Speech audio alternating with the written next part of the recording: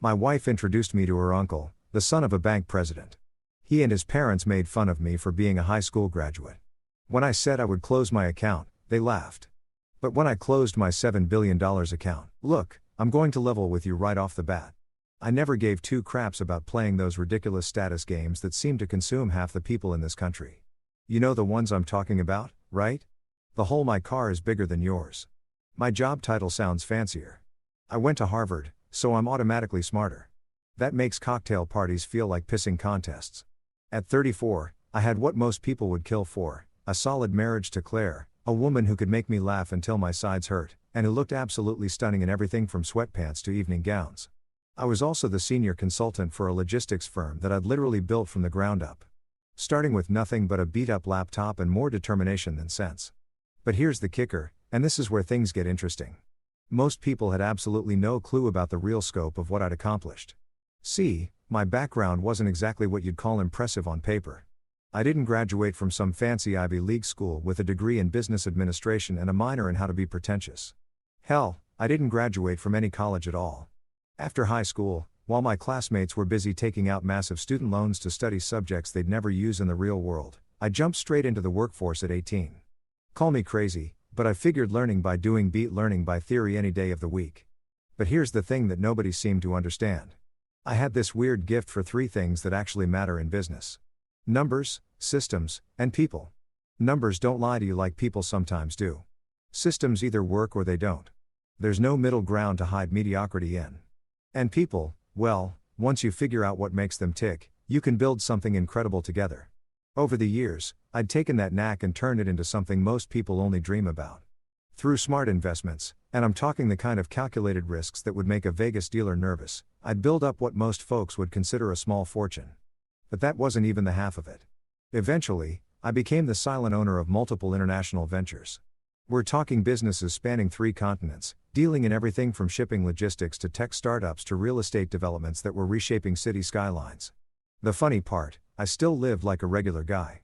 Give me a pair of old jeans and a comfortable t-shirt over some stuffy 3-piece suit any day. I drove a reliable car that got me from point A to point B without breaking down. Not some flashy sports car that screamed, "Look at me. I'm compensating for something." My house was nice, but not ostentatious. Comfortable furniture, a good kitchen where Clare could work her culinary magic, and a home office where I could run my empire in peace. Most people, and I'm talking even my own family here, looked at me and saw just another average working stiff. They'd see me at family barbecues wearing the same casual clothes I'd had for years, talking about normal stuff like sports and weather, and they'd mentally file me away as Claire's husband who works in logistics, which technically speaking was true. I just happened to own the logistics companies, too. Even Clare, bless her heart, knew I had money. She wasn't stupid, and she could see that we lived comfortably, that I never stressed about bills, and that I could afford nice things when we wanted them. But she didn't know the full picture. She knew I was successful, but she didn't know I was by a small country successful. And honestly, I thought that was perfectly fine. There's something to be said for flying under the radar. When people don't know you're wealthy, they treat you like a human being instead of like a walking ATM or networking opportunity. Conversations are genuine instead of calculated. People invite you to things because they actually like your company, not because they want something from you.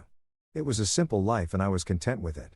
Looking back now with all the hindsight that comes from watching your world implode in spectacular fashion, I realize I was naive to think I could keep that balance forever. The thing about money, especially the kind of serious money I'd accumulated, is that it has a way of making itself known eventually. It's like trying to hide an elephant in your living room by throwing a bed sheet over it. Eventually, someone's going to notice the giant elephant-shaped lump taking up half the space. But at the time, sitting in my comfortable little bubble of anonymity, I thought I had it all figured out. I was successful without the stress of everyone knowing about it. I was wealthy without the target on my back that usually comes with wealth. I had a wife who loved me for who I was, not what I could buy her. Life was good, simple, and uncomplicated. I should have known it was too good to last. I should have realized that Claire's family with their old money roots and social climbing tendencies would eventually want to pull me into their world of appearances and status games. And I definitely should have seen it coming when Clare started talking about introducing me to her uncle Leonard, the golden boy of the family banking dynasty. But hey, hindsight's 2020ths, right? At the time, I was just a guy who'd worked hard, gotten lucky, and wanted to enjoy the fruits of his labor in peace. Little did I know that peace was about to become a very expensive luxury. So there I was Thursday evening sitting at our kitchen table demolishing what had to be the best lasagna this side of Little Italy. Claire had this incredible talent for taking simple ingredients and turning them into something that would make Gordon Ramsay weep tears of joy. I'm talking about the kind of comfort food that makes you forget all your problems and wonder why anyone ever invented restaurants in the first place. I was just reaching for my second helping. Okay, fine. It was my third. Don't judge me when Claire dropped the bomb that would eventually blow up my nice, quiet life into a million pieces. Oh, by the way, she said, twirling her fork through her pasta like she was about to comment on the weather. My uncle Leonard wants to meet you. She said it so casually. You'd think she was mentioning that the mailman had delivered a package or that we were running low on milk. I paused mid-bite. A fork full of cheesy goodness hovering somewhere between the plate and my mouth. Leonard, the banking guy. I knew exactly who she was talking about, of course. Leonard Morrison, the crown prince of the Morrison banking empire, son of Preston Morrison, who ran Summit Bank like it was his personal piggy bank. Claire had mentioned him before in passing. Usually, when she was talking about family gatherings, I'd conveniently found excuses to miss. That's the one. Claire nodded, taking a sip of the wine I'd grabbed from our collection. Not going to lie, I had pretty decent taste in wine for a guy who supposedly just worked in logistics. He's very well connected, you know. His father runs Summit Bank and Leonard's being groomed to take over eventually. This could be really good for you, honey. Now, here's where I should probably mention something important about my relationship with Claire's family. They came from what people like to call old money. The kind of wealth that's been passed down through generations like a family heirloom, complete with all the pretentious attitudes and social expectations that come with it. They had trust funds, country club memberships, and the kind of family trees that genealogists get excited about. Meanwhile, I came from the kind of family where a fancy dinner meant we splurged on name brand ketchup instead of the store brand. Good for me. How exactly? I asked, genuinely curious about where this was heading. In my experience, when someone with old money wants to help someone without it, there's usually a catch somewhere in the fine print. Claire leaned forward with that enthusiastic expression she got when she thought she'd solved all my problems. Well, you know, networking, Leonard knows everyone in the financial world. He could introduce you to potential clients, maybe help you expand your consulting business. You're always talking about growing the company, right? The irony was so thick you could cut it with a butter knife.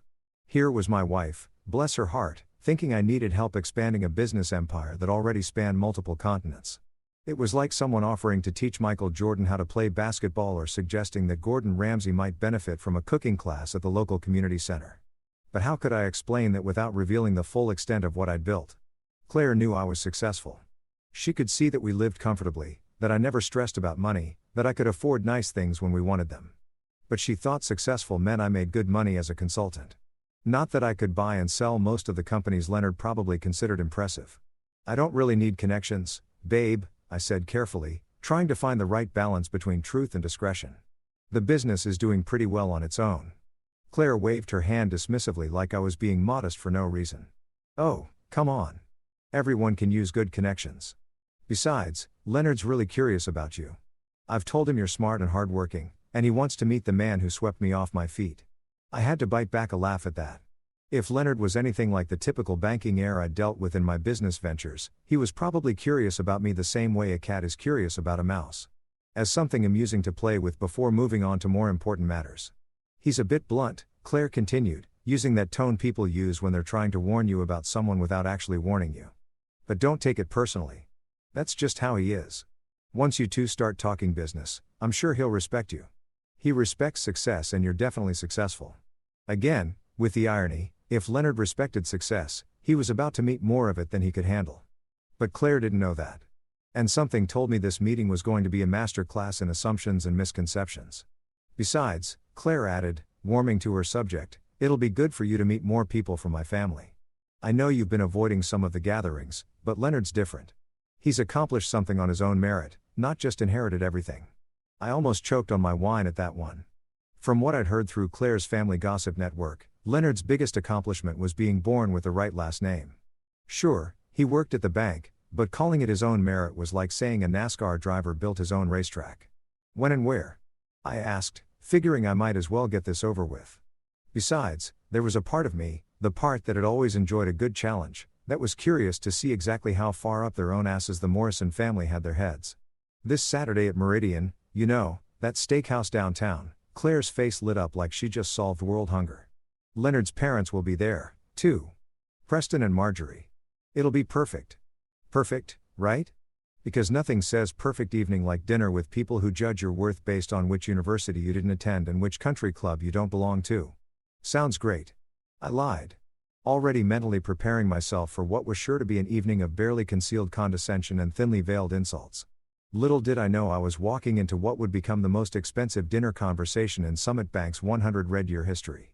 Looking back now, I should have trusted my instincts and found an excuse to skip the whole thing. But sometimes life has a funny way of putting you exactly where you need to be, even when where you need to be is about to become a complete shit-ow. Saturday evening rolled around faster than a tax bill in April. And there I was, standing in front of my closet, trying to figure out what the hell to wear to meet the royal banking family. Clare had been buzzing around the house all day like a caffeinated hummingbird, giving me helpful suggestions like, make sure you look presentable and try to make a good impression. Because apparently she thought I regularly showed up to important dinners looking like I just crawled out of a dumpster behind a 7-Eleven. I settled on my usual go-to for occasions when I needed to look like I gave a damn, but didn't want to look like I was trying too hard. Black shirt, dark blazer, and my most comfortable pair of dress pants. Nothing flashy, nothing that screamed, look at me. I'm important, just clean and understated. In my world, if you had to advertise how successful you were through your clothes, you probably weren't as successful as you thought you were. The drive to Meridian was quiet, except for Claire's nervous chatter about how excited she was for me to finally meet her uncle and his parents. She kept going on about how this was going to be so good for my career and how Leonard was really looking forward to talking business with me. I just nodded and made the appropriate sounds while mentally preparing myself for what I was pretty sure was going to be an exercise in patience. Meridian was exactly the kind of place you'd expect old money types to hang out. All dark wood paneling, dim lighting, and the kind of atmosphere that whispered, if you have to ask about the prices, you can't afford to eat here. The hostess, a blonde woman who looked like she'd stepped out of a magazine about expensive things, greeted us with the kind of smile that was professionally warm, but personally cold. We're meeting the Morrison party, Claire told her. And I swear the hostess's smile became about 20% more genuine. Money recognizes money, even when it's just the smell of it lingering in the air. She led us through the restaurant to a corner table where 3 people were already seated. And let me tell you, they looked exactly like Central Casting had ordered them for a movie about entitled rich people. There was Preston Morrison, probably in his early 60s, with silver hair that had been styled to within an inch of its life, and the kind of tan that comes from spending winters in places where the average person's annual salary wouldn't cover a week's vacation. Next to him sat Marjorie, his wife, who had that ageless quality that comes from having unlimited access to the best plastic surgeons money can buy. Her jewelry alone probably cost more than most people's cars. And she wore it with the casual confidence of someone who'd never had to check her bank balance before making a purchase. And then there was Leonard. Oh, Leonard, the golden boy himself, probably around my age, but carrying himself like he'd been born wearing a crown. He had that particular brand of confidence that comes from never having been told no about anything important in your entire life. His suit probably cost more than most people's monthly rent, and he wore it like armor against the common folk. They all stood up as we approached, and I could practically feel the temperature drop as their eyes took in my appearance. It was like watching 3 people simultaneously realize they'd been expecting Filt Minen and had been served a cheeseburger instead. Leonard. Mom, Dad, Clara said with obvious excitement. This is my husband, the one I've been telling you about. I extended my hand to Preston first because that seemed like the polite thing to do. His handshake was firm but brief, the kind that said, I'm acknowledging your existence, but don't get too comfortable. Marjorie offered me a hand that felt like she was afraid I might contaminate her manicure. And Leonard's grip was the kind of aggressive squeeze that insecure men use to establish dominance. Please sit down, Preston said, gesturing to the chairs across from them, like he was granting me an audience. We hadn't even ordered drinks yet, and I could already tell this was going to be a long evening. The waiter appeared almost instantly. Apparently, when you're a Morrison, service happens at light speed. After we'd ordered drinks, they went for expensive wine while I stuck with a beer. Because I'm a simple man with simple tastes, the interrogation began. So Preston said, settling back in his chair with the air of a judge preparing to hear a case. Claire tells us you work in consulting. That's interesting. What exactly do you consult about? Logistics mostly, I replied. Taking a sip of my beer. Supply chain optimization, efficiency improvements, that sort of thing. Marjorie tilted her head like a confused bird. Oh, like shipping. The way she said shipping made it sound like I'd told her I made my living collecting garbage or cleaning sewers. There was this barely concealed distaste in her voice, like she couldn't quite believe her precious niece had married someone who dealt with such mundane blue-collar concerns. Among other things. Yeah, I said, keeping my tone even. It's actually more complex than most people realize. Global supply chains, international trade regulations, cross-border logistics coordination. Fascinating, Leonard interrupted, though his tone suggested he found it about as fascinating as watching paint dry. And where did you study this? What university? And there it was, the question I've been waiting for. The academic credentials check that people like this always used as their first filter for whether someone was worth their time. I didn't go to college, I said simply. I went straight into business after high school. The silence that followed was so complete you could have heard a pin drop in the next county. All three of them just stared at me like I'd announced I was actually an alien from Mars who'd come to Earth to study human mating rituals. Preston recovered first, clearing his throat with the kind of diplomatic cough that probably served him well in board meetings. Ah, well, that's quite entrepreneurial of you. The way he said entrepreneurial made it clear he meant stupid, but was too polite to say it directly. Marjorie's eyebrows had climbed so high they were practically hiding in her hairline, and Leonard was looking at me like I was a fascinating specimen he'd found under a microscope. The look they exchanged between the three of them was the kind of silent communication that only comes from years of shared snobbery. It was the look that said, "Oh honey, we were expecting someone impressive and instead we got this." And that, ladies and gentlemen, was when I knew this evening was going to be absolutely epic. What happened next was like watching a masterclass in passive-aggressive warfare, except instead of being the observer, I was the target sitting in the middle of the battlefield with a bullseye painted on my forehead. If you've ever wondered what it feels like to be slowly dissected by people who consider themselves your intellectual superiors, well, buckle up, Buttercup, because I'm about to give you a front row seat to the show. Marjorie was the first to reload her weapon after that nuclear silence. She gave me what I can only describe as the kind of smile you'd give a toddler who just proudly announced they'd eaten their own boogers. "Oh, so you're self-taught," she said, her voice dripping with the kind of sympathy usually reserved for terminal cancer patients. "That's so very brave of you." Brave like I'd climbed Mount Everest in flip-flops instead of choosing to skip 4 years of overpriced education to start making actual money. The way she said it made it clear that in her world, self-taught was just a polite way of saying too poor and stupid for real school. Leonard, not to be outdone by his mother in the art of subtle insults, let out this little chuckle that sounded like a hyena choking on its own smugness. He turned to his father with the kind of theatrical gesture that belonged on a soap opera. "Uncle Preston, can you even imagine trying to run a major business with only a high school diploma? I mean, that's really quite rare these days, isn't it?" The emphasis he put on rare made it clear he meant impossible, but was trying to sound diplomatic about it. It was like listening to someone say, "Bless your heart," while simultaneously planning your funeral. Preston, who was clearly the master of this particular family sport, nodded sagely like Leonard had just made some profound observation about the nature of human intelligence.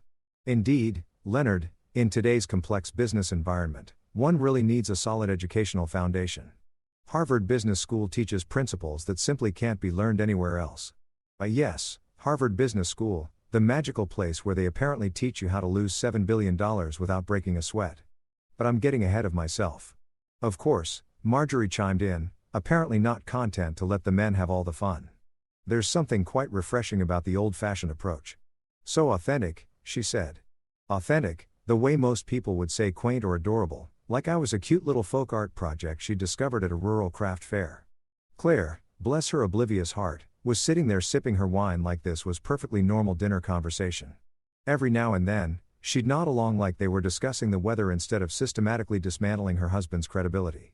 One backhanded compliment at a time. "You know," Leonard continued, warming to his subject like a stand-up comedian who'd found his rhythm, "I have so much respect for people who make it work without the advantages of proper education. It must be incredibly challenging to compete in sophisticated markets when you're, what's the phrase? Flying by the seat of your pants. Flying by the seat of my pants, right? Because apparently turning a high school education into a multi-billion-dollar international business empire was just dumb luck and good timing. Like winning the lottery, except instead of buying one ticket, I'd somehow stumbled my way into owning the entire lottery system." "Oh, absolutely." Marjorie agreed enthusiastically. "It's so admirable when people make the best of their circumstances. I always tell my charity board that we shouldn't underestimate what people can accomplish even with limited opportunities." Limited opportunities. There it was. The real kicker in their minds. I wasn't just uneducated. I was some kind of charity case who'd managed to scrape together a decent living despite my tragic lack of proper breeding and academic credentials. The waiter chose that moment to return for our dinner orders. And I swear he could sense the tension at the table. He kept glancing between us like he was watching a tennis match where one player was getting massacred, but somehow kept getting back up for more punishment. After we'd ordered, and of course, they all went for the most expensive items on the menu while making subtle comments about how I should try the business lunch special. It's quite reasonable. The conversation resumed with renewed vigor. You know what's really impressive though, Leonard said, leaning forward with fake enthusiasm, is that you've managed to keep Claire happy without being able to provide her with the lifestyle she grew up with.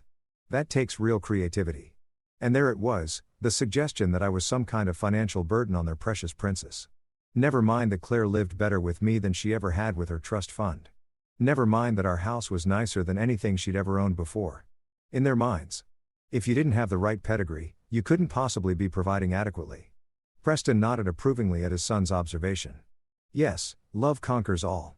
As they say, Claire's always been our little romantic, willing to overlook practical considerations for matters of the heart. Practical considerations, like the fact that I could buy and sell their entire social circle before lunch and still have enough left over to buy a small country for dessert.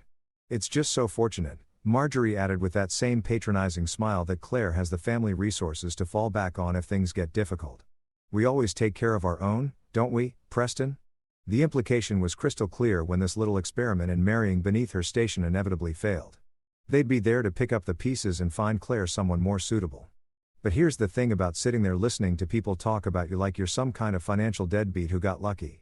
It gives you a lot of time to think. And what I was thinking as I watched these three pampas pat themselves on the back for their superior breeding and education was how absolutely hilarious this was going to be when the truth came out. They thought they were looking at a small-time consultant who'd married above his station. What they were actually looking at was someone who could end their family's banking dynasty with a phone call. But patience, I told myself, let them have their fun. The night was still young, and the best was yet to come. By the time our overpriced steaks arrived, and let me tell you, for what they were charging, these cows should have been hand-massaged by Swedish supermodels and fed nothing but champagne and caviar. The conversation had settled into a rhythm that was as predictable as it was infuriating. The Morrison family had apparently decided that I was their evening's entertainment, and they were determined to squeeze every drop of amusement out of mocking the poor, uneducated peasant who'd somehow managed to trick their precious Claire into marriage. I was about halfway through my ribeye, which was admittedly pretty damn good despite the company, when Preston decided to launch into what was clearly one of his favorite topics, the illustrious history and supreme importance of Summit Bank. You know how some people collect stamps or vintage cars? Well, Preston collected opportunities to brag about his family's financial institution like it was the eighth wonder of the world. You know, he said, cutting into his steak with the precision of a surgeon. Summit Bank has been serving this community's most distinguished families for over a century now. We're not just a bank. We're a cornerstone of financial stability for people who understand the value of tradition and excellence. Leonard nodded along like his father was delivering the Gettysburg Address instead of a corporate sales pitch. That's right, Dad. We're very selective about our clientele. It's not about the size of the account. Well, not entirely. It's about maintaining relationships with families who share our values. I had to bite my tongue to keep from laughing out loud at that one. Not entirely about the size of the account, right? Because I'm sure they were turning away billionaires left and right because they didn't have the proper breeding credentials. Marjorie dabbed at her lips with her napkin like she was posing for a painting. Oh yes, we've had to turn away quite a few, shall we say? No nouveau riches. People who think that just because they've made some money, they automatically deserve access to our services. The irony was so thick you could have served it as dessert. Here they were talking about nouveau riches like it was some kind of disease when in their minds I was apparently so far down the social ladder that I didn't even qualify for nouveau status. I was just poor-y. I guess it's fascinating really. Leonard continued, clearly enjoying himself. How some people think banking is just about deposits and withdrawals. They don't understand that what we provide is so much more than that. It's prestige, connections, access to opportunities that simply aren't available to everyone. Preston raised his wine glass like he was about to make a toast. Exactly, son. Summit Bank isn't just where you keep your money. It's a statement about who you are and what you've achieved in life. Now, I've been sitting there for the better part of 2 hours, taking there with a smile and the patience of a saint. But something about that particular comment, the smugness, the self-importance, the complete dismissal of anyone who didn't meet their arbitrary standards finally got under my skin. Funny you should mention that, I said, setting down my fork and leaning back in my chair. I've actually been thinking about moving my accounts elsewhere. The effect was immediate and hilarious. All three of them stopped mid-chew like I just announced I was planning to rob their precious bank instead of simply taking my business somewhere else. Preston's eyebrows shot up so fast I was worried they might achieve escape velocity. "Oh," Marjorie said, trying to sound casual but failing spectacularly. "And why is that?" I shrugged, playing it off like it was no big deal. "Just shopping around, seeing what other banks have to offer. Maybe finding somewhere that's a little more, how did you put it, welcoming to different types of clients." Leonard, who had been mid-sip of his wine, actually snorted. Not a polite little cough, but a full-on liquid coming out of his nose snort. He quickly grabbed his napkin to clean up the mess, but not before giving me a look that was equal parts amusement and condescension. "Oh, please," he said once he'd recovered from his wine snorting incident. "Go ahead and move your account. I'm sure losing one regular checking account won't exactly make a dent in our books." Regular checking account. Oh, sweet, naive Leonard. If only you knew that my regular checking account contained enough money to buy your precious bank 3 times over and still have enough left for a nice vacation. Preston, apparently feeling left out of the fund, decided to pile on. "Yes, Leonard's quite right. Summit doesn't depend on small timers for our success. We deal in billions, not whatever it is you're working with. Small timers, billions." The man was practically handing me comedy gold on a silver platter. Here I was sitting across from the president of Summit Bank while he bragged about dealing in billions and dismissed me as a small timer. It was like watching someone brag about how tough they were while unknowingly picking a fight with a Navy SEAL. "Billions, huh?" I said, taking another sip of my beer. "That's impressive." "Oh yes," Marjorie chimed in, apparently not wanting to be left out of the family sport of financial dick measuring. "Preston has grown Summit's assets under management to over $15 billion. We're one of the most successful regional banks in the country." 15 billion. I had to work very hard to keep my expression neutral at that number. See, here's the thing about my particular situation that made this moment so absolutely delicious. My primary account with Summit Bank, the one they were so casually dismissing as inconsequential, contained $7 billion in liquid assets. That's not counting my long-term holdings, my international investments, or the various other accounts I had scattered across different institutions. In other words, my single regular checking account represented nearly half of their entire bank's assets under management. But they didn't know that. In their minds, I was just some blue-collar guy with maybe a few $1,000s to my name. Leonard leaned forward with that same smug expression he'd been wearing all evening. "You know what? I'm actually curious now. What exactly would it take to keep your business? Are we talking about waiving a monthly fee? Throwing in some free checks?" The condescension in his voice was so thick you could have spread it on toast. Free checks. The man was offering me free checks like I was some kind of charity case. I smiled back at him, and for the first time that evening, it was a completely genuine smile. "Oh, don't worry about it. I'm sure you're right. Losing my account probably won't even register on your radar." And that, my friends, was the moment when I decided that Preston Morrison and his arrogant family were about to learn a very expensive lesson about making assumptions. The ride home from Meridian was quieter than a funeral procession. Except instead of mourning someone's death, I was quietly planning the financial assassination of an entire banking dynasty. Clare sat in the passenger seat, humming some tune she'd heard on the radio earlier, completely oblivious to the fact that her husband had just been declared war on by her own family. And that said husband was about to return fire with the economic equivalent of a nuclear weapon. "Well, that went well," Clare said cheerfully as we pulled into our driveway. She had this amazing ability to rewrite history in real time, turning what had clearly been a disaster into some kind of social victory. "I think they really liked you once they got to know you." I stared at her for a moment, wondering if we had attended the same dinner or if she'd somehow been transported to an alternate dimension where her family hadn't spent the entire evening treating me like something they'd scraped off their shoe. "Really? That's your takeaway from tonight? Oh, come on," she said, waving her hand dismissively as we walked toward the front door. "You know how they are. They're just particular about people. But once you prove yourself, they'll come around."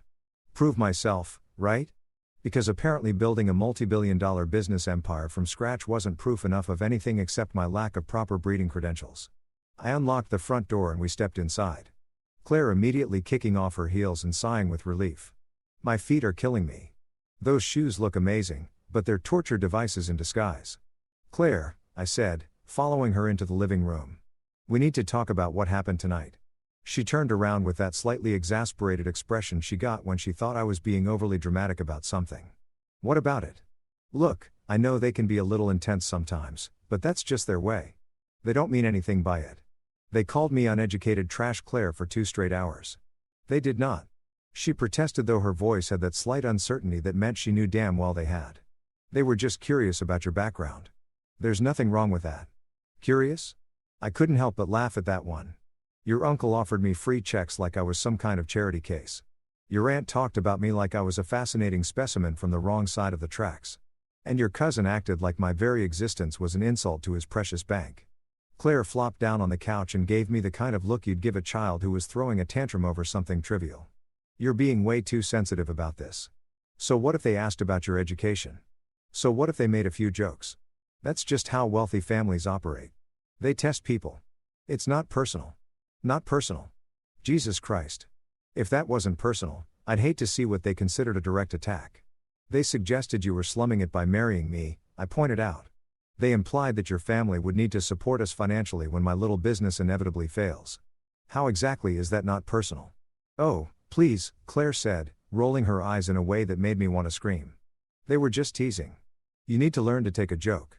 Besides, it's not like you don't make jokes about other people. And there it was, the moment I realized that my wife, the woman I'd thought knew me better than anyone else in the world, had absolutely no clue who she'd actually married.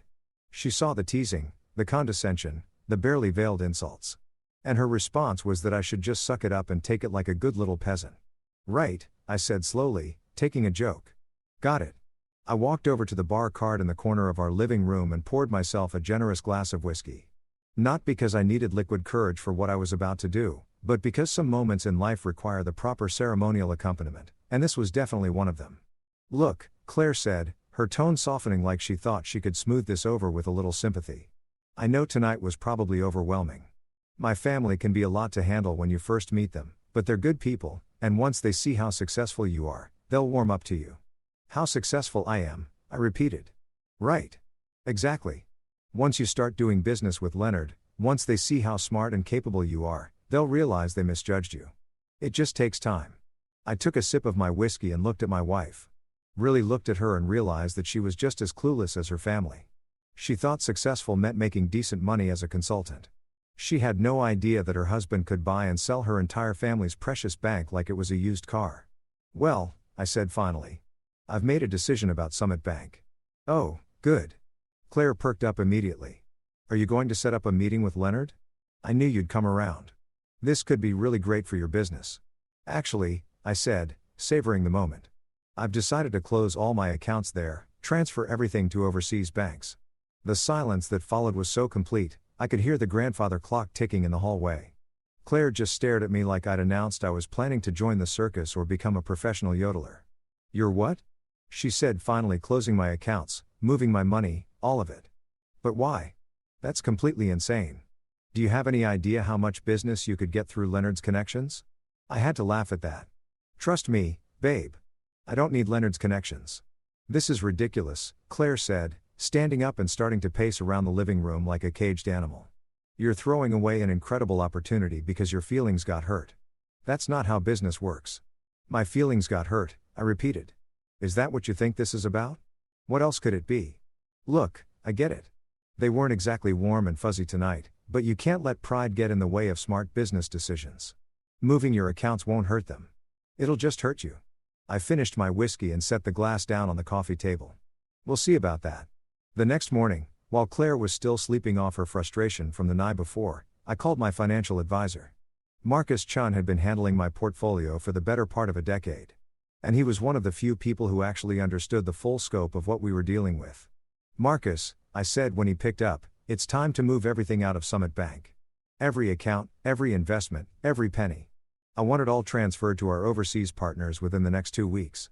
There was a pause on the other end of the line. Everything that's a significant move. Are you sure about this? Dead sure. And Marcus, make sure they feel it. 2 weeks. That's all it took for my quiet little act of financial revenge to turn into what I can only describe as the banking equivalent of a natural disaster. 14 days from the moment I made that phone call to Marcus, and Summit Bank went from smugly dismissing my insignificant account to having what I'm pretty sure was a collective nervous breakdown. The first sign that something was happening came on a Tuesday morning. I was sitting in my home office sipping my coffee and reviewing some quarterly reports from my European holdings when my phone started buzzing like an angry wasp. Not just one call. We're talking about a full-scale communications assault that would have made a telemarketing company jealous. The first call was from Clare, and she was practically hyperventilating into the phone. "What did you do?" she demanded, skipping right over pleasantries like, "Hello," or "Good morning, honey." "Good morning to you, too, sweetheart," I said, leaning back in my chair. "I'm having a lovely day. Thanks for asking. How are you?" "Don't you dare get cute with me right now," she snapped. "Leonard called me 20 minutes ago. He sounded, I don't even know how to describe it. Panicked. Terrified. What the hell did you do?" Now, I have to admit, hearing that Leonard was panicked gave me a warm, fuzzy feeling that was better than any cup of coffee. "I told you what I was going to do. I moved my accounts." "Your accounts?" Claire's voice went up about 3 octaves. "Just how much money are we talking about here?" Before I could answer, my phone started buzzing with another call. Leonard himself, according to the caller ID. I couldn't help but grin. "Hang on, babe. I think this might be important." I clicked over to the other line. "Hello, Leonard. How's your morning going? What the did you do?" Leonard's voice was so high-pitched he sounded like he'd been sucking helium. Gone was the smooth, condescending tone from our dinner. This was pure, unadulterated panic. "Language, Leonard," I said, thoroughly enjoying myself. "That's no way for a banking professional to speak to a former client." "Former client? You moved $7 billion. $7 billion. Do you have any idea what you've done? $7 billion? Hearing him say the number out loud was almost as satisfying as the panic in his voice. "I moved my money to a bank that appreciates my business. Isn't that what you suggested I do? This isn't a joke." Leonard was practically screaming now. "You've triggered a liquidity crisis. We had that money invested, leveraged, tied up in loans. You can't just pull out that kind of capital overnight." "Oh, but apparently I could and I had." "Funny thing about money, Leonard. When it's yours, you get to decide where to keep it." The line went quiet for a moment, and I could practically hear the gears turning in Leonard's brain as he tried to figure out how to fix this cluster when he spoke again. His voice had dropped to what I assume was supposed to be a reasonable, "Let's make a deal" tone. "Look, I think there's been a misunderstanding. Maybe we got off on the wrong foot the other night. Why don't you come in and we can discuss this like reasonable businessmen?" "Reasonable businessmen?" I repeated. "That's rich. Considering you spent 2 hours telling me I was too uneducated to understand how real business works." Before Leonard could respond, my assistant's voice came through the intercom. "Sir, I have Preston Morrison on line 3. He says it's urgent." I had to bite my lip to keep from laughing out loud. "Leonard, I'm going to have to let you go. Your father's calling." "Wait, don't." I hung up and switched to line 3. "Preston," I said cheerfully. "What a pleasant surprise. Twice in one day, I get to talk to the Morrison family." Preston's voice was much more controlled than his son's, but I could hear the strain underneath the professional composure. "Mr. Grant, I believe there's been some kind of mistake with your account transfer." "No mistake," I said. "Everything went exactly as planned." "I see. Well, perhaps we could schedule a meeting to discuss this situation. I'm sure we can work something out that's beneficial for everyone." "Beneficial for everyone." I'm used, you know. That's exactly what I was hoping for during our dinner the other night. Funny how perspectives change when the shoe's on the other foot. There was a long pause before Preston spoke again, and when he did, his voice had lost all pretense of casual politeness. "Mr. Grant, you need to understand the gravity of this situation. The withdrawal of this amount of capital has serious implications, not just for our bank, but for our entire regional economy." "Really? But I thought Summit Bank dealt in billions. Surely losing one little account from a small-timer like me wouldn't even register on your radar." Another pause. "Longer this time." "Perhaps," Preston said carefully. "We underestimated the scope of your business interests." "Underestimated?" That was one way to put it. "Perhaps you did." My phone buzzed with yet another call. This time it was my assistant again. "Sir, I have Marjorie Morrison on line 4. She's crying." "Crying?" The woman who had spent an entire evening treating me like something she'd found stuck to her shoe was now crying because her family's bank was imploding. I almost felt bad for her. Almost. "Preston," I said, "it sounds like your family is having quite a day. Maybe you should go check on them." "This isn't over," Preston said. And for the first time, I heard real anger in his voice instead of panic. "You're absolutely right," I replied. "It's not. After I hung up, I sat back in my chair and looked out the window at my perfectly manicured lawn. Somewhere across town, the Morrison family was probably having the worst day of their privileged lives, watching their century-old banking empire teetering on the edge of collapse because they'd decided to mock the wrong guy at dinner. My assistant's voice came through the intercom again. "Sir, there's someone here from Summit Bank's board of directors. He says they've called an emergency meeting." I checked my watch. It wasn't even noon yet, and Summit Bank's board was already in crisis mode. Marcus had warned me that pulling out $7 billion overnight would cause problems. But even I hadn't expected this level of chaos this quickly. "Tell him I'll be right there," I said, straightening my tie. Time to go watch a banking dynasty crumble in real time. And the best part, the show was just getting started. Walking into Summit Bank's main building felt like entering a war zone where the war was being fought with calculators and panic attacks instead of guns and bombs. The lobby, which normally buzzed with the quiet efficiency of financial professionals going about their business, had the frantic energy of an emergency room during a multi-car pileup. Employees were scurrying around with stacks of papers. Phones were ringing nonstop, and I could see more than a few people who looked like they were seriously considering updating their resumes. The receptionist, a young woman who probably made more in a year than most people's parents, looked up at me with the kind of desperate expression usually reserved for people who've just watched their house burn down. "Mr. Grant, they're waiting for you in the main boardroom, 32nd floor, elevator bank to your right." I thanked her and made my way to the elevators, passing clusters of employees who were having hushed, urgent conversations. I caught fragments of words like liquidity crisis, emergency protocols, and how the hell did this happen? It was like walking through the financial equivalent of a natural disaster site. The elevator ride to the 30th floor was probably the longest minute and a half of my life. Not because I was nervous, but because I was trying so hard not to laugh out loud that I was practically giving myself an aneurysm. By the time the doors opened, I had composed myself enough to look appropriately serious for what was about to be the most satisfying business meeting of my entire career. The boardroom was exactly what you'd expect from a century-old bank trying to prove its importance. All dark wood paneling, leather chairs that probably cost more than most people's cars, and oil paintings of dead white guys who'd apparently been very important at some point in banking history. But the atmosphere in the room was anything but impressive. It felt more like a funeral parlor where everyone was still arguing about how the deceased had died. Preston Morrison sat at the head of the table, looking like he'd aged about 10 years since our dinner 2 weeks ago. His usually perfect silver hair was slightly disheveled, and there were dark circles under his eyes that suggested he hadn't been sleeping well.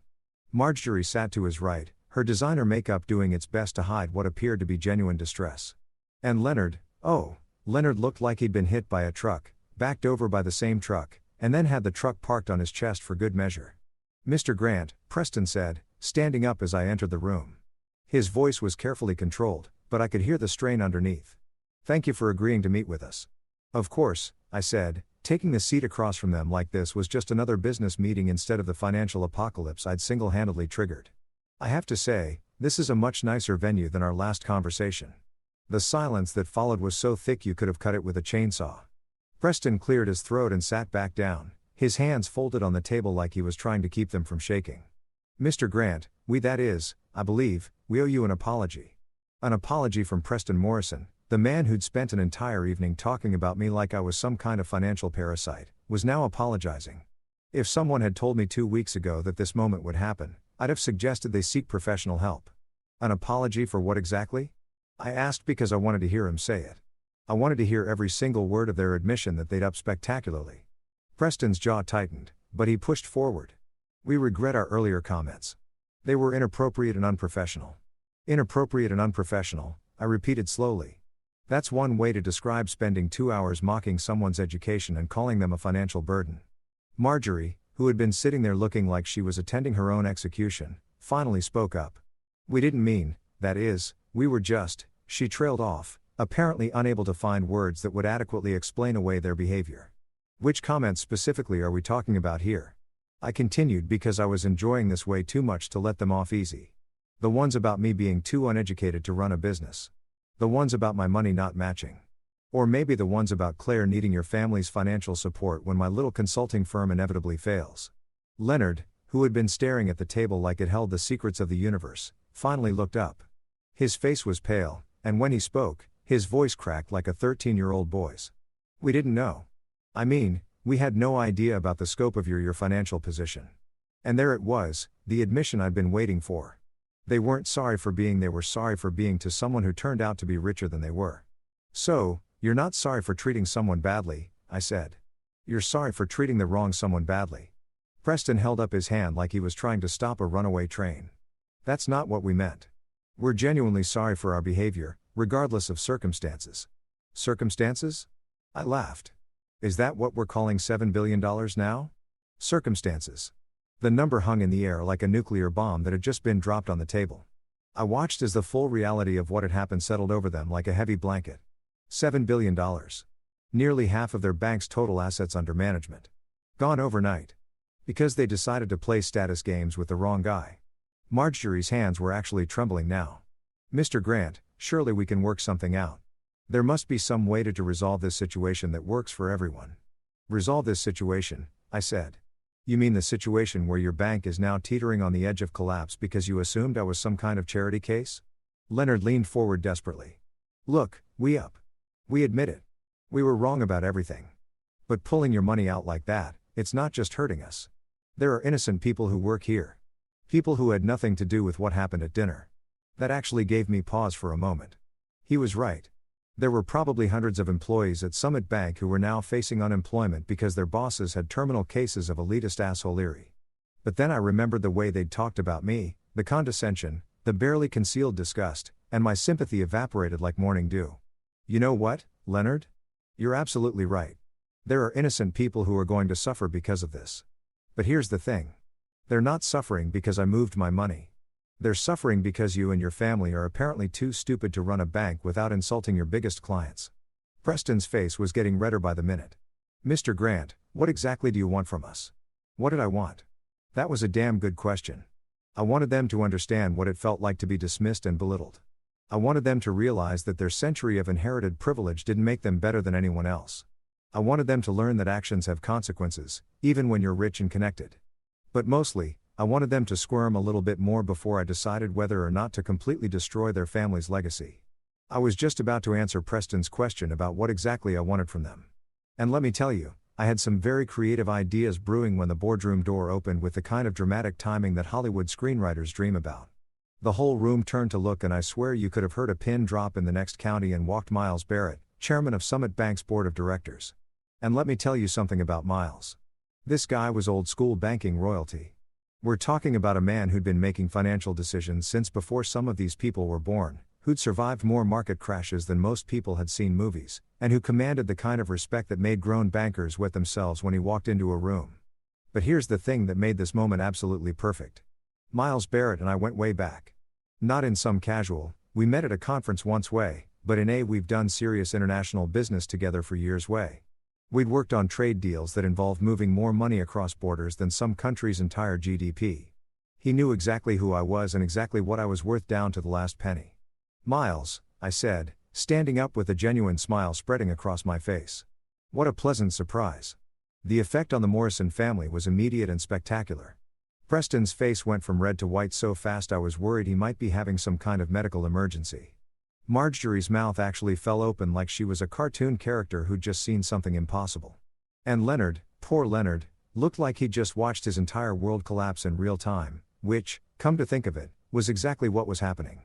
Miles walked over and shook my hand with the kind of firm, respectful grip that two equals exchange when they've done serious business together.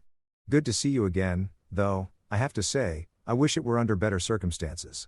Better circumstances, I repeated, glancing back at the Morrison family, who were all staring at us like we were speaking in ancient hieroglyphics. Well, circumstances have a way of working themselves out, don't they? Miles looked around the table at Preston, Marjorie, and Leonard, and I could see something shift in his expression. It wasn't quite anger. Miles was too professional for that, but it was definitely disapproval of the highest order. We need to talk, he said to Preston. But his tone suggested it was less of a request and more of a direct order from the man who could fire him with a phone call. Of course, Miles, Preston said, trying to regain some composure. We were just discussing the situation with Mr. Grant here. The situation, Miles said slowly, like he was tasting something unpleasant. Is that what we're calling it? He turned to me with an expression that was part apology and part professional damage control. I want you to know that the board had absolutely no knowledge of how our staff had been treating one of our most important clients. The words hung in the air like a neon sign advertising the Morrison family's complete and utter failure to do their basic job. I could see Leonard's face cycling through about 17 different emotions, landing somewhere between humiliation and the dawning realization that his career was probably over. Most important, Marjorie whispered like she was afraid to say it too loud in case it made it more real. Miles looked at her with the kind of expression you'd give a child who just asked why the sky was blue.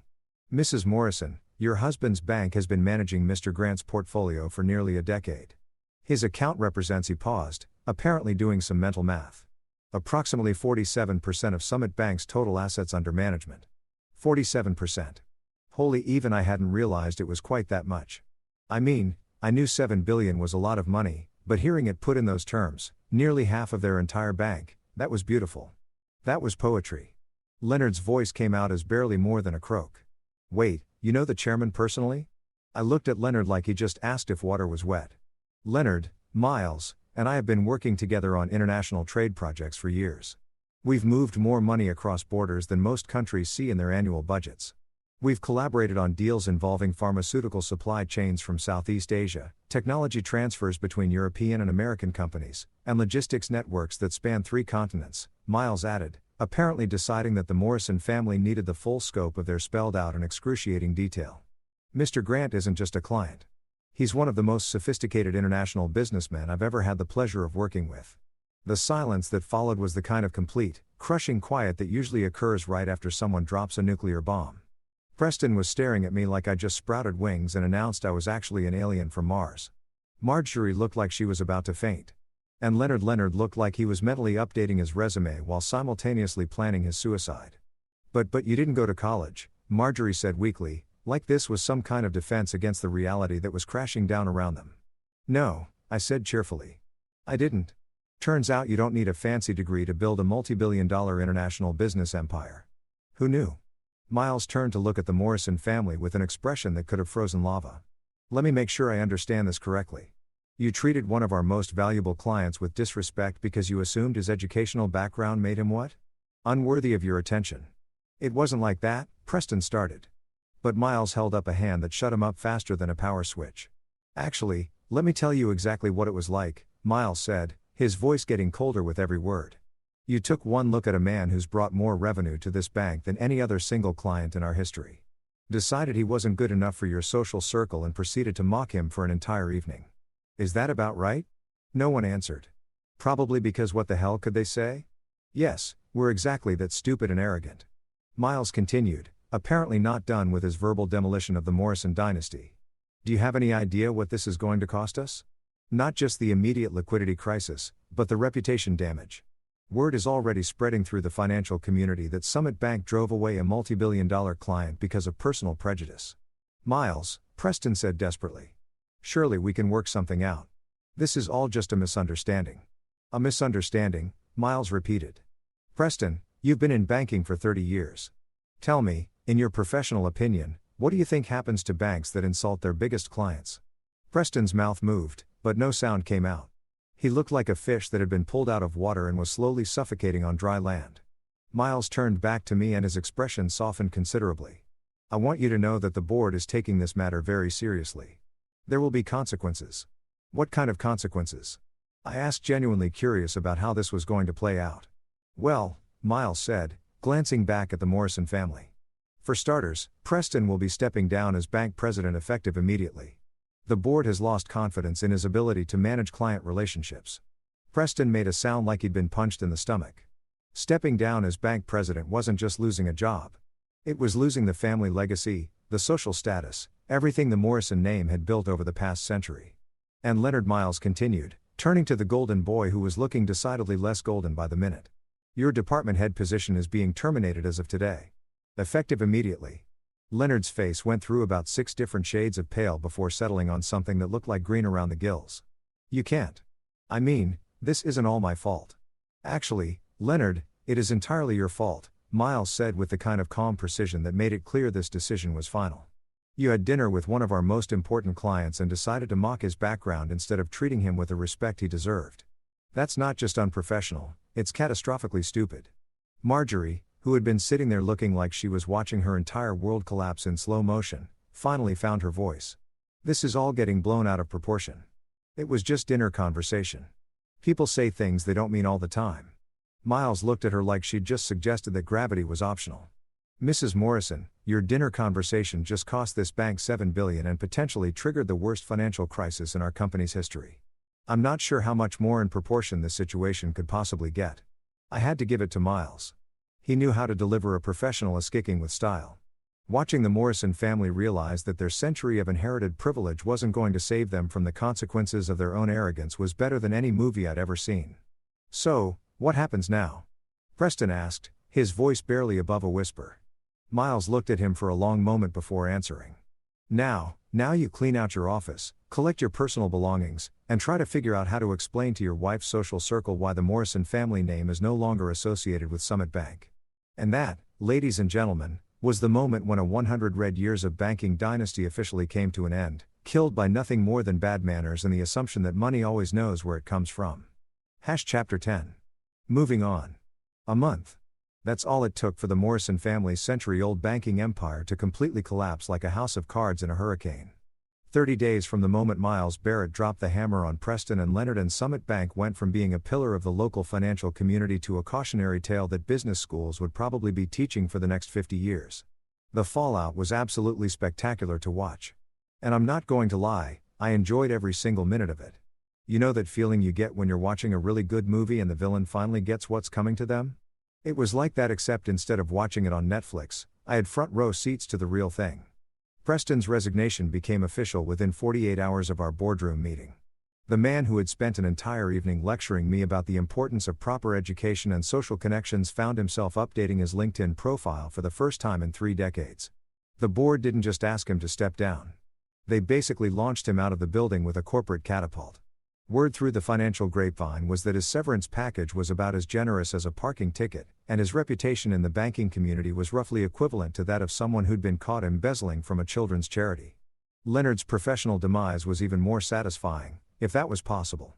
The golden boy who had smirked at me about my high school education found himself learning what it was like to be unemployed with a resume that now included drove away the bank's biggest client through sheer arrogance as his most recent accomplishment.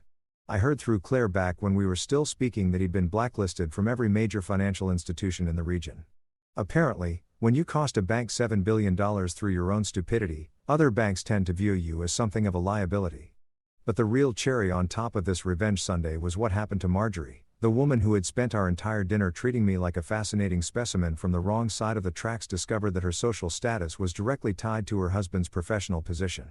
When Preston fell from grace, she fell right along with him. The country club memberships, the charity board positions, the invitations to all the right social events. All of it evaporated faster than water in the desert. I heard she tried to maintain her position by claiming the whole thing was just a misunderstanding, but apparently the local social elite weren't buying it. Nothing kills your standing in high society quite like being married to the guy who destroyed a century-old bank through bad manners. The bank itself managed to survive barely, but it wasn't the same institution that the Morrison family had built. Miles Barrett and the board had to bring in emergency capital from overseas investors, restructure their entire leadership team, and basically rebuild the company from the ground up. They kept the Summit Bank name, but everyone in the financial world knew it was essentially a completely different organization wearing the skin of the old one. And Clare? Well, that's where things got really interesting. And by interesting, I mean it turned into the kind of personal drama that would have made the producers of a soap opera weep with joy. About a week after the boardroom meeting, Clare came home from lunch with her girlfriends looking like she'd been hit by a truck carrying bad news. She walked into our living room where I was reading a book about international trade regulations.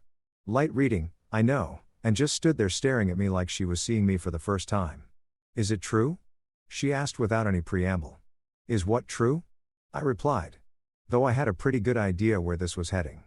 The money, all of it. Sarah Henderson's husband works at Summit and he told her.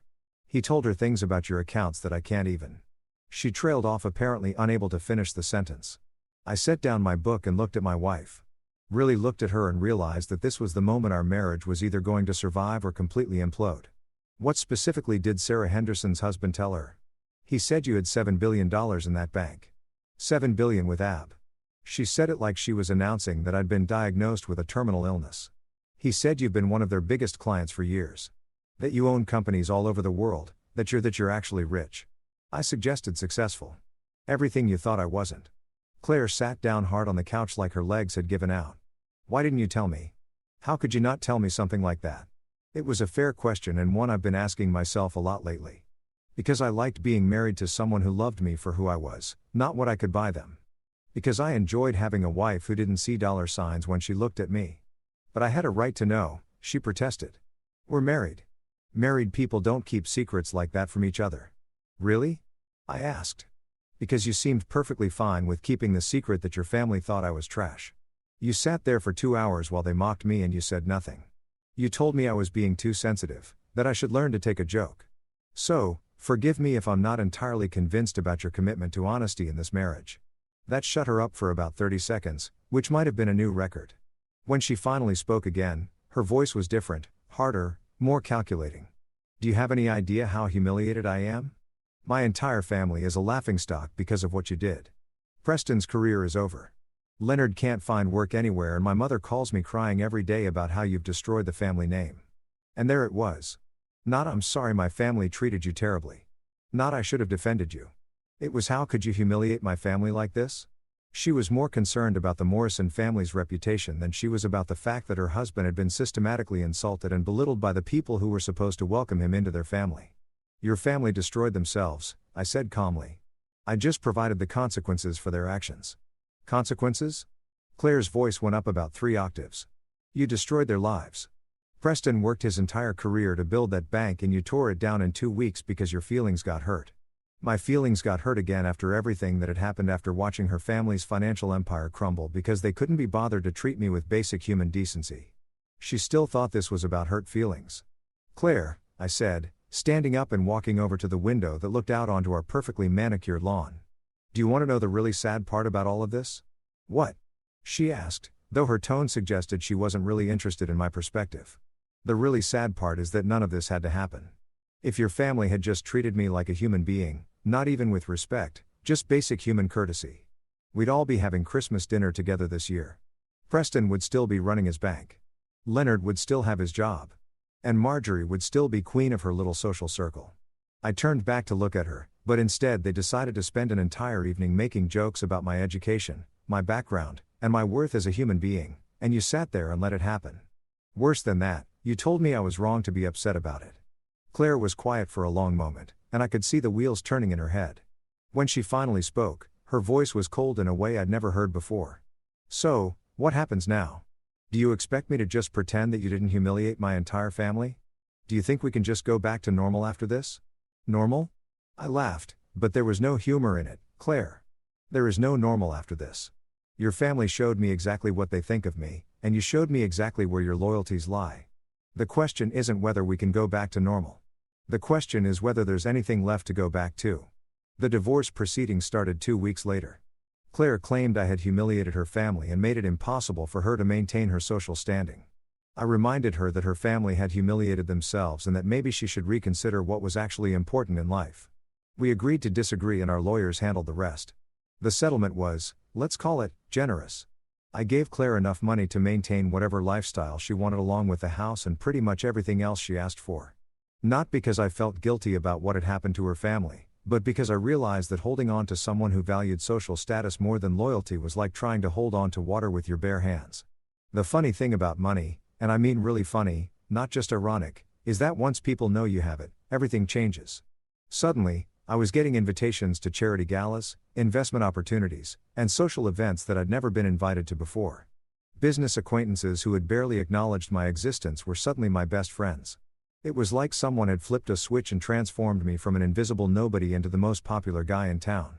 But here's what I learned from the whole experience. When people only want to know you because of your bank account, you're not actually popular. You're just a walking ATM machine.